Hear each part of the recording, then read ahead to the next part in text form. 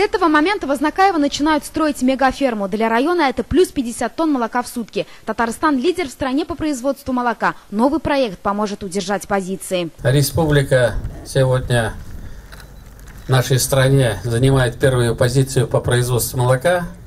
И эту позицию нам надо сохранить. Сохранить можно, если будем дальше развиваться. Для района это новые рабочие места и новая точка развития экономики. Сегодня мы надаем 150 тонн молока в сутки, но с вводом животноводческого фермы в сутки будем надаивать, Аллах верса, 200 тонн молока.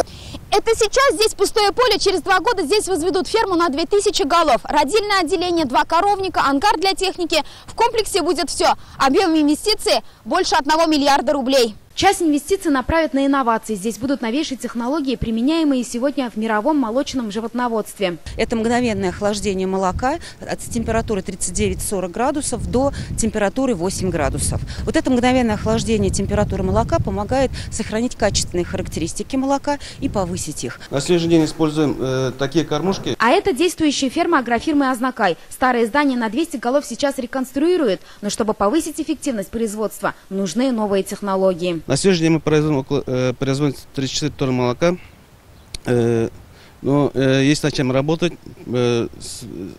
нужно внедрение новых технологий, что может привести к увеличению до 50 тонн молока в день. Одна из них – беспривязное содержание. Когда у тебя есть опыт по одному успешному проекту, его легче копировать и переделывать на следующей площадке. Поэтому я очень надеюсь на это. Объект планируют сдать к 2021 году. Фируза Хамидуллина, Эрик Хабибуллин, ТНВ, Азнакаевский район.